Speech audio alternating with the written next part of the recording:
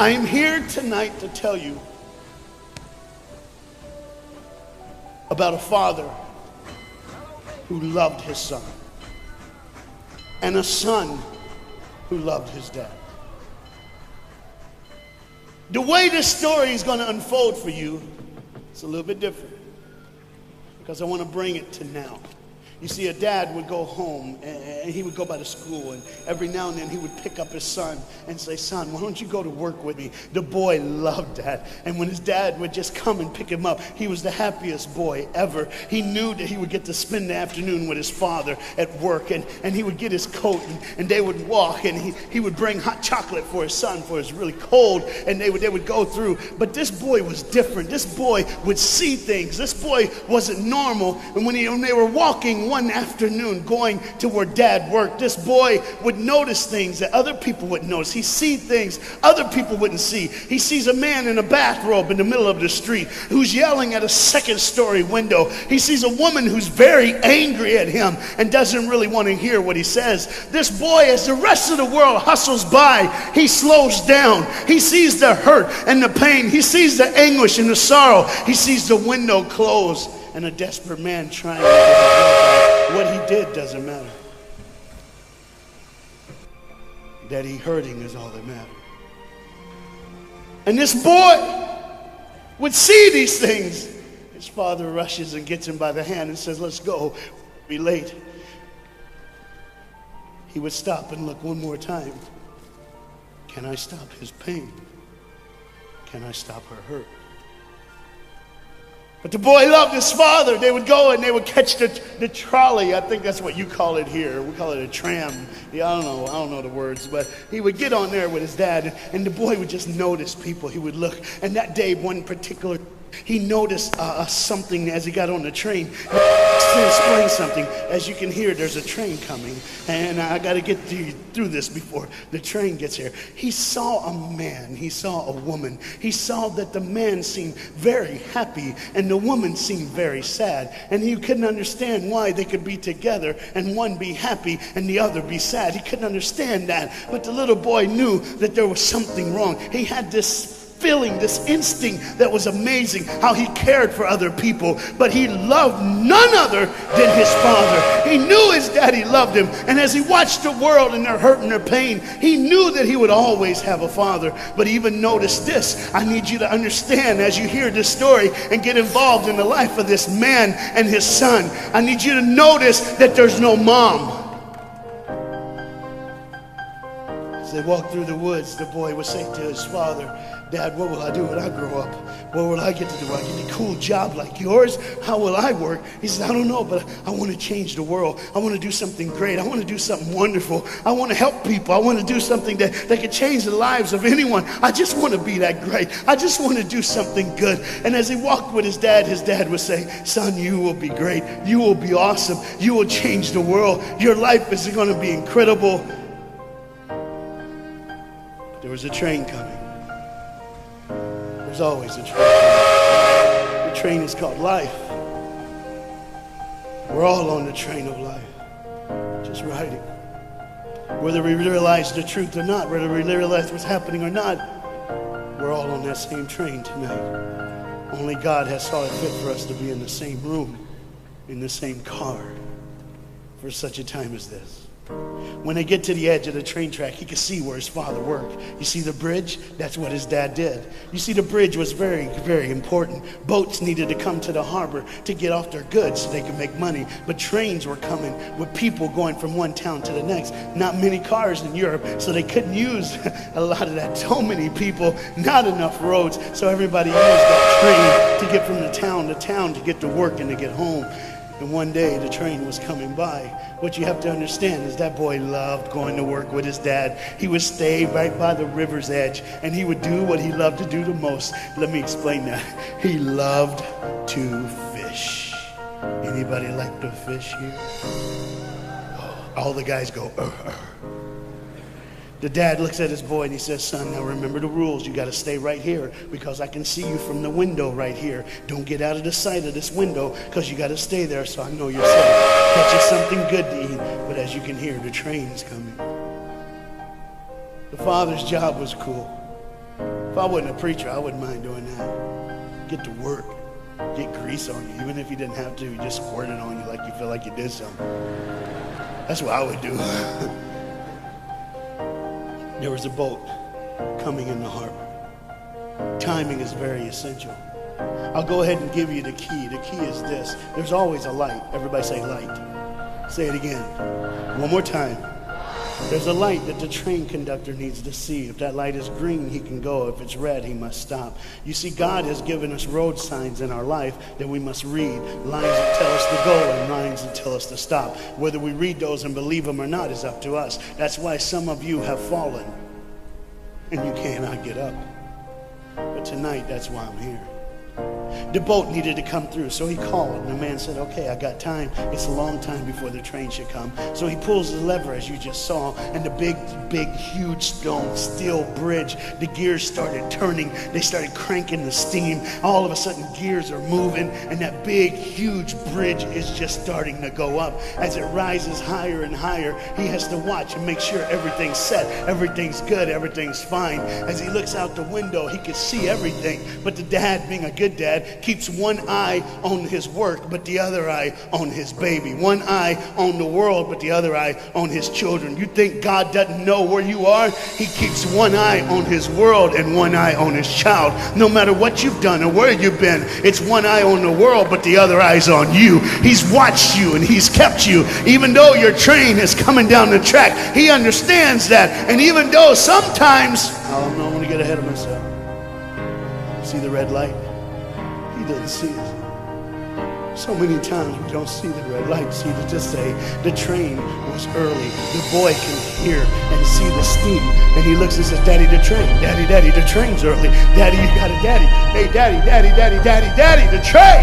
Daddy, the train's coming. But the dad was looking at the gears, making sure he had enough oil, making sure there was enough steam to get the bridge back down for the train. And the boy knew one thing. Now listen, the boy knew that his dad one time showed him where the trigger was. It was a red lever. If he pulls it, the train bridge would collapse down fast and the train would be able to come across. All the boy knew was there were people on that train. There were people that needed to be saved. There were people that had, some of them just with their friends having a good time, like everything's fine. They did not know that the bridge was up. They did not know what was coming. They're just living their life like you and me, just going down the road, just being our own thing, doing our own thing. And the dad all of a sudden hears the train coming. He looks and then he said, oh, my son. He looks out and his boy's gone. He's like, oh my God, where's my son? Where's my son? He got to figure out. He looks back just in time to see his son trying to save the day. All he had to do was pull that lever. He reaches in to pull it, and the boy pulls too far, and he falls in the hole. Now it's on the father, and God the Father, did you hear me? God the Father has to make a choice. It's his now. Do I save my son, or do I save the world? But they don't even know. They don't even know. The greatest decision of his life. He could blame it on them not seeing the red light. He could blame it doesn't matter anymore. Pull the lever, save the world. Leave it up, save your son. For God so loved the world that he gave his only son.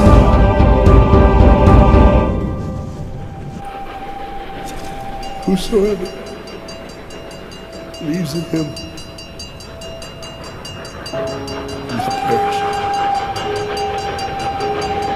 3, 2,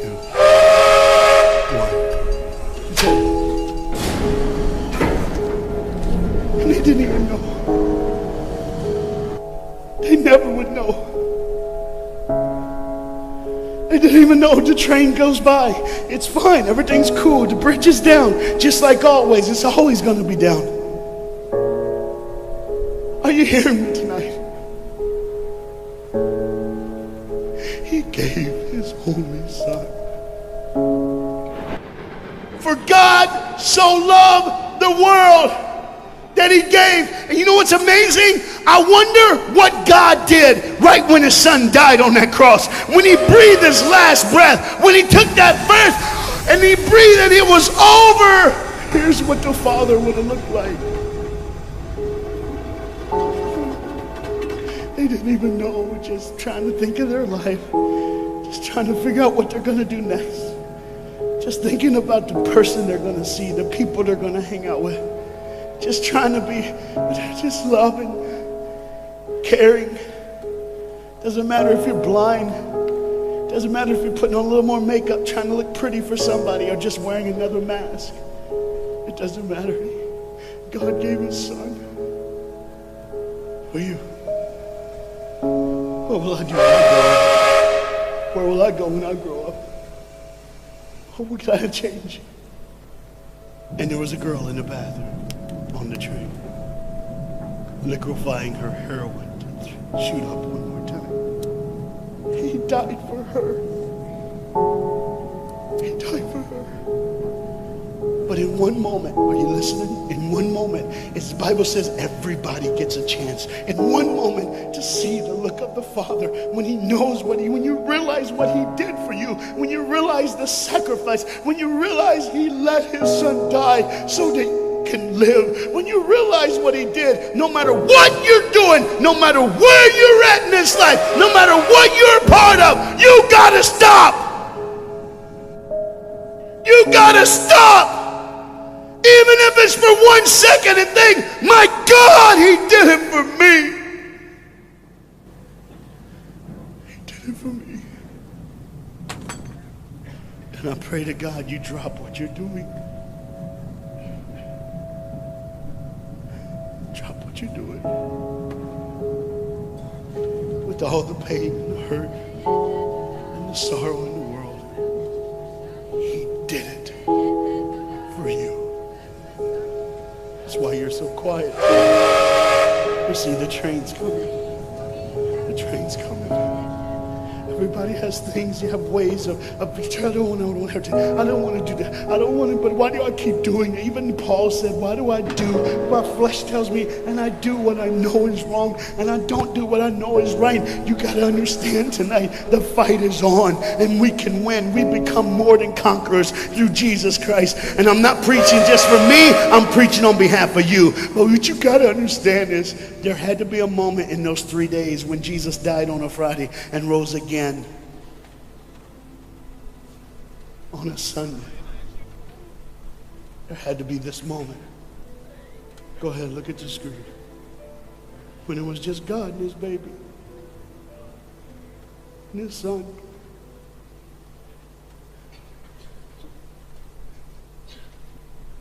Every sin that's ever been committed in this earth is rolling through your mind right now. I'm here to tell you that as the sun sets in the afternoon, the sun will rise again. And when the sun rises again, you cannot change your past, but you can change your future. You see, it's always a different day. One day someone lives, the next day they die, the next day you wake up and you're still living. You're like, why am I going to live? Why does this have to be my turn? Why can't I? You can just preach. I could have stopped, but I need you to see the whole picture here. You see, because when God the Father gave his only son, when Jesus Christ breathed his last breath and he died, he did it in a way that you can never ever say, you don't know me, you don't understand me, God don't understand my pain, God don't understand my sorrow. You see, that's the very train that boy was on. That's the very train that he was on. And as this dad remembers, look real close. You see the pictures of the people? Bam, there they are. But there's somebody added in the picture, isn't it? Bam, there they are. Do you see who's added in it? In every face of every person, Jesus is in their life. Why? Because when you're the greatest sacrifice, you always end up in everyone's life, no matter where they are, who they are. He did it so that you can say he was there all the time, waiting patiently in line. Jesus Christ was there all the time. And the train keeps going. The train keeps coming. Train keeps moving. People keep living and people keep dying. And God the Father just watches it all. One eye on the world, the other eye on you. Some of you are starting to figure it out. You're like, what is he looking for? Just one girl. Because see, the whole horrible day, God only had his eyes on one person. And it was just a day on the street corner. And he walked by, saw a girl with a baby. And she saw him. Do you get it? Old things are passed away. Behold, all things become new. He did it so that we can live. No matter what the sin, no matter what the pain, no matter what the sorrow, the sacrifice was perfect. It was perfect. And it was for you. And God the Father watches it all unfold. And all he can say